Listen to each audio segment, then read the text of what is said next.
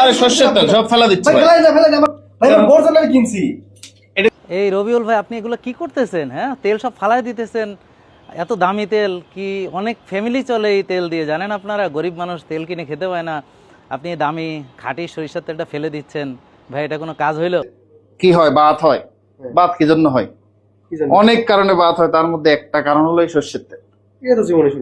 এ বাত হয়, এটা আমি জীবনে কোনোদিন শুনিনি। বাত হয় যে কোনে পাইছেন? এটার অ্যান্টি ইনফ্লামেটরি প্রপার্টিস গুলো কি জানেন? যে এখানে ওমেগা 3 আছে, আলফা লিনোলিক অ্যাসিড আছে, এছাড়া AITC অর্থাৎ অ্যালাইল আইসোথায়োসায়ানেট, মানে উচ্চারণ করতে তো অসুবিধা হয়, যাই হোক, সিলেনিয়াম, ম্যাগনেসিয়াম এবং ভিটামিন ই। তো এটা অ্যান্টি ইনফ্লামেটরি প্রপার্টিস আছে সরিষার তেলে। বরং আমরা আবহমান গ্রাম বাংলার মানুষ সরিষার তেল মালিশ করে বাতের ব্যথা থেকে মুক্তি পেয়েছি। আর আপনি এসে করছেন বাতের ব্যথা হয়, সে কোনে পাইলেন? কোন দিয়ে একটু। হার্টটা কি করে? সব সময় এরকম পাঞ্চ করতে, তাই তো? এ বেচারা হার্টের ক্ষতি করার মাস্টার। কি করলেন? হার্টেরও ক্ষতি করে? সর্বনাশ! সায়েন্স তো আরেক কথা বলতেছে। এখানে ওমেগা 3, এটা কিন্তু হার্ট হেলদি একটা ফ্যাট। আপনারা জানেন যে ইনফ্লামেশন কমাতে সাহায্য করে। আর ইনফ্লামেশনের কারণে কিন্তু রক্তনালীতে প্রদাহ হয়ে তারপরে ব্লক হয়ে অ্যাথেরোস্ক্লেরোসিস হয়ে হার্ট অ্যাটাক করে।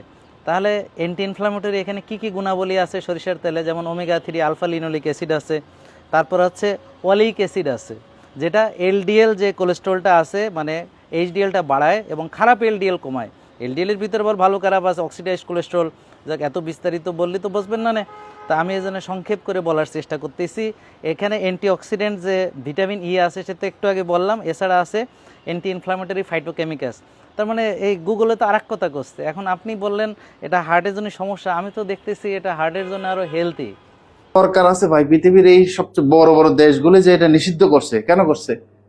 স্বাস্থ্যের জন্য চরম ক্ষতিকর। আমরা তো স্বাস্থ্যের ভালোর জন্য খাই, যে সয়াবিনের তেল ক্ষতির জন্য আমরা সরিষার তেল খাই। সবাই আমরা বড় বড় দেশে যা করবে তা কি সব ঠিক? হ্যাঁ, ওরা যদি হেরোইন খায় সেটা ঠিক হয়ে যাবে। ওরা যদি মনে করেন ছেলে ছেলে বিয়ে করে, তাকে ঠিক হয়ে যাবে। বড় বড় দেশ যা খাবে, ওরা যে সয়াবিন খাচ্ছে, ওদের দেশে যে হার্ট অ্যাটাক বাড়তেছে, ওদের ইনসুলিন রেজিস্ট্যান্স, আমেরিকাতে 88% লোকের ইনসুলিন রেজিস্ট্যান্স, তাদের কার্ডিওভাস্কুলার রিস্ক ফ্যাক্টর বাড়তেছে দিন দিন। হার্ট অ্যাটাকের পরিমাণ, ডায়াবেটিসের পরিমাণ এবং ক্যান্সারের পরিমাণ উন্নত বিশ্বে দুয়ে বাড়তেছে।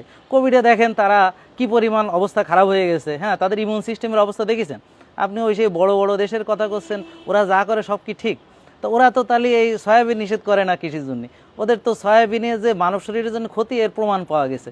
আর ইন্দুরের উপর গবেষণা করে তারা প্রমাণ করেছে যে আপনার ইউরিক অ্যাসিড ক্ষতিকর। হ্যাঁ, তা ইউরিক অ্যাসিড কোনটাকে বলে আর ইউরিক অ্যাসিড কোনটাকে বলে, এটা তো বলবো। আপনি যে এখানে ভুল করলেন সেটা আমি বুঝে দেওয়ানি। তো এখন আসেন যে এই হার্টের জন্য সমস্যা, এটা কি কোনো গবেষণায় প্রমাণ পাওয়া গেছে? কোনো গবেষণায় কিন্তু এটা কোনো মানব শরীরের উপরে গবেষণা হয়ই নাই, প্রমাণ পাওয়া তো দূরের কথা। ইন্দুরের উপরে হাই ডোজে দেওয়া হয়েছে। আর ইন্দুর কি মাংস খায়? হ্যাঁ, ও কি তেল খায়? ও তো খায় হচ্ছে গ্রেইন জাতীয় জিনিস। এখন সেই ইন্দুরের উপরে গবেষণা করেছে, হাই ডোজে দিছে। তো যেই পরিমাণ ডোজ দিছে, এটা যদি আপনার শরীরে দিতে হয়, তাহলে 1 লিটার তেল একবারে বসে খেতে হবে। তা আমরা কোনো দিন তাই খাই? তা এই জন্য এই যে উন্নত বিশ্বে যা করবে তা সেটিক, সেটা মনে করেন না। আবহমান গ্রাম বাংলার মানুষ এই যে এই তেল খেয়ে গ্রামে কারো হার্ট অ্যাটাক ছিল না। এখন দেখেন আপনার বাংলাদেশে কি পরিমাণ লোক এই যে সয়াবিন খাচ্ছে হার্ট অ্যাটাক হচ্ছে, সানফ্লাওয়ার খাচ্ছে হার্ট অ্যাটাক হচ্ছে। তো এই ডাটাগুলো দেখলে বোঝা যায় না? আর ওদের দেশে যে এটা নিষিদ্ধ করে ওদের কি এমন উপকার হয়েছে, সেটা একটু বুঝে কোন যে কি এমন করেছে তারা যে নিষিদ্ধ করে ঘটনাটা ঘটাইছে, এটাকে রেজাল্টটা কি সেটা একটু বলেন। অনেক মানুষ বলতেছে সরিষা বাদ দিয়ে সয়াবিনে আসো। আমি কারোর মার্কেটিং করতেও চাচ্ছি না, আমি চাচ্ছি ক্ষতিটা বাদ দেন। সয়াবিনেও কিছু ক্ষতিকর জিনিস আছে, কিন্তু সয়াবিন পৃথিবীর কোনো দেশে নিষিদ্ধ না। ভাই, বিষয়টা অবিচার হয়ে গেল না? সয়াবিনে ক্ষতি আছে, নিষেধ না? হ্যাঁ, আর সরিষায় ক্ষতি আছে, নিষেধ। অথচ এই পর্যন্ত কোনো গবেষণা এখানে মানব শরীরের উপরে সরিষার ক্ষতি এখনও প্রমাণিত হয় না। এরকম গবেষণা থাকলে আপনি দেখান। কিন্তু সরিষার তেল খাওয়ার ফলে অনেকে গ্যাসের ওষুধ থেকে ভালো হয়েছে, আগে মানুষ হার্টের ওষুধ থেকে ভালো ছিল, এটা কিন্তু আমরা আবহমান গ্রাম বাংলা থেকে দেখতে পারি। যাই হোক, আর সয়াবিন তেলে যে ক্ষতিকর দিক আছে, এটা কিন্তু প্রমাণিত। এটা মানব শরীরের জন্য ক্ষতিকর, এটা ইনফ্লামেশন করে। এখানে হ্যাক্সেন আছে, যেটাকে আপনার এক্সট্রাক্ট করা হয়। এখানে ডিগাম করা হয়, এটাকে আপনার নিউট্রালাইজ করা হয়। এখানে ব্লিচ করা হয়। হ্যাঁ, এখানে অনেক কিছু কেমিক্যাল ব্যবহার করা হয়। এবং খালি গ্যাসের ওষুধ নিয়মিত খাতে হবে। আপনি কিন্তু সত্যি কথা বলেন দেবে, আপনি কোন তেল খান আর আপনি গ্যাসের ওষুধ খান কিনা? বা বাংলাদেশের মানুষ এখন যেভাবে গ্যাসের ওষুধ খাচ্ছে, বোঝেন তো? তো এখানে মানুষকে বাঁচানোর চেষ্টা করেন ভাই, সঠিক তথ্য দেন। শুধু শুধু মানুষকে বিভ্রান্ত করবেন না প্লিজ। 30 থেকে 40% ইউরিক অ্যাসিড। ইউরিক অ্যাসিড মানে সরাসরি বাতের উপাদান।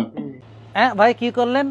ইউরিক অ্যাসিড ইউরিক অ্যাসিড থাকে সরিষার তেলে, এ জীবনে কোনোদিন কেউ খাবে?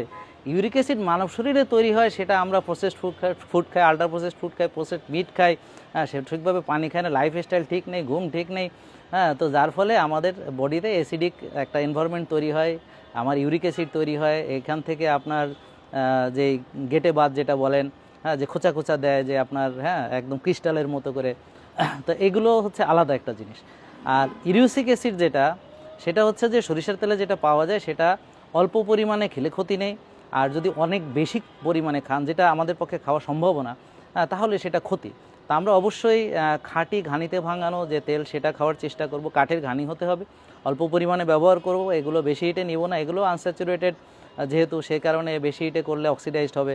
তো এই জন্য আমরা সাবধানতা অবলম্বন করব, সেটা সঠিক, কিন্তু তাই বলে এই না, হ্যাঁ, যে আমরা এটা খাবোই না, ভেবে ফেলে দিতে হবে, হ্যাঁ, বা আরেকটা তেলকে আমরা মনে করেন গ্লোরিফাই করার জন্য এটার বদনাম করব।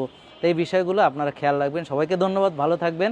তো আরও আমি তথ্যভিত্তিক যে উপাত্তগুলো আছে সেগুলো আমরা কমেন্ট সেকশনে দিয়ে দিব। আসসালামু আলাইকুম।